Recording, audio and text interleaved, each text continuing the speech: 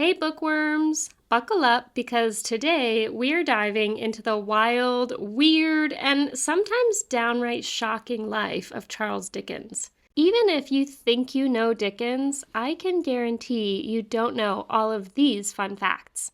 Let's dive in.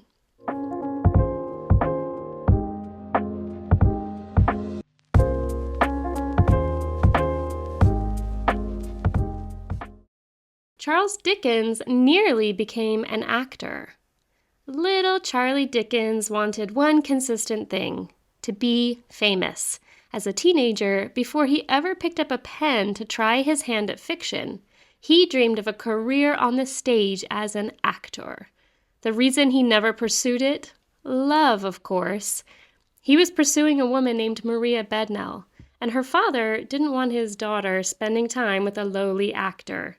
Dickens gave up his dream of acting for the woman he loved, but the sacrifice did not make for a happily ever after. She still didn't marry him. Dickens helped publish the work of other now famous authors. Dickens tried his hand at a lot of things throughout his life, one of which was editing his own weekly magazine called Household Words.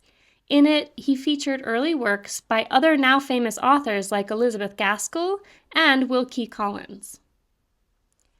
Dickens secretly ran a home for fallen women.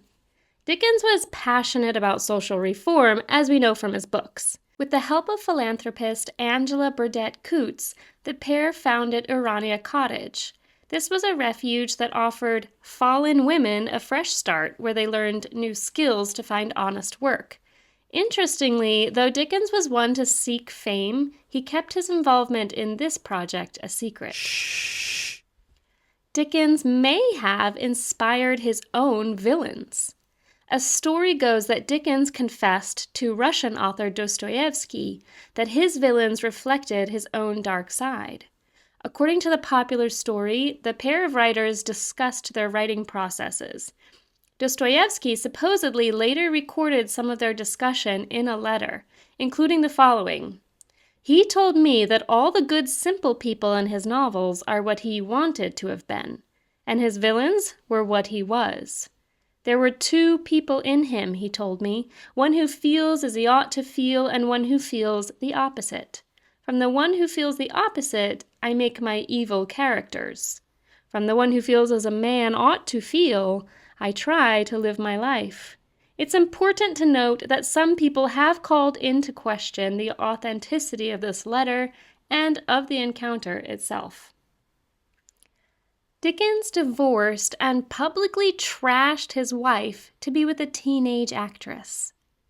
In the manner of many prominent male writers, during middle age, Dickens decided he was done with his long-suffering wife and went in pursuit of a younger woman.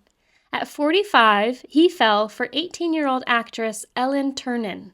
This led to a messy public divorce and a smear campaign against his wife, Catherine, the mother of his 10 children. It was kind of the Depp v. Heard of the day, except Catherine's approach was to maintain a dignified silence. Dickens was also a ghost hunter. Yep. Dickens was so fascinated with the paranormal that he joined the Ghost Club, a London group that actually still exists today and that is dedicated to investigating the paranormal.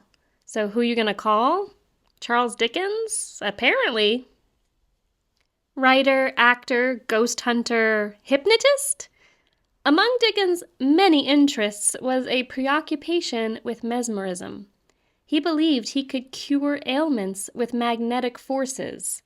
Dickens trained under one of the most well-known practitioners of mesmerism, John Elliotson, and practiced it on anyone who was willing. Though Dickens himself was never willing to be a patient, he did supposedly use mesmerism to treat his wife's headaches. Dickens had a major crush on Queen Victoria. If you thought these other Dickens facts were strange, this is where things get even stranger. According to his biographer, Claire Tomlin, Dickens, a married man and father, suddenly decided he was passionately in love with Queen Victoria. despite the fact that they had never actually met. Tiny insignificant detail. On the Queen's wedding night to Prince Albert, he brought his friend with him to Windsor Castle to find the window of the room where Victoria and Albert would have been royally consummating their marriage.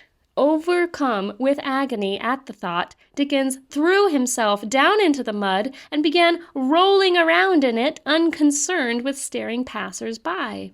He even later wrote to his friend that he was considering starving himself to death for love of the Queen. Even stranger still, perhaps, the Queen repeatedly requested to meet Dickens, and he refused repeatedly for 30 years. He finally relented, and the pair met in 1870, very shortly before his death.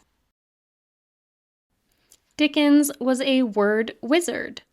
Dickens is credited with coining terms we still use today, like butterfingers, the creeps, flummox, and devil-may-care. I wonder if he could have made fetch happen. Dickens moonlighted as a magician. Calling himself the unparalleled necromancer, Dickens performed stage magic, even conjuring a smelly plum pudding from his hat. Dickens survived a near-fatal train crash.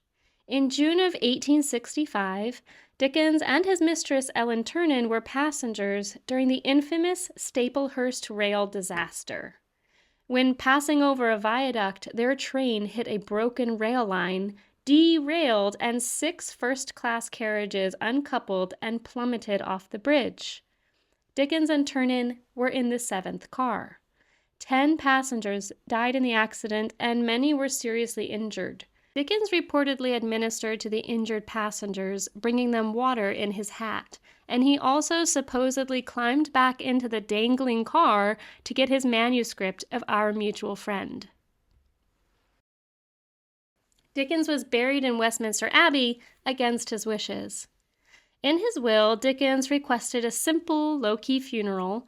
He requested to be buried in an inexpensive, unostentatious, and strictly private manner, but as he didn't specify where, he ended up in Westminster Abbey in the Poets' Corner.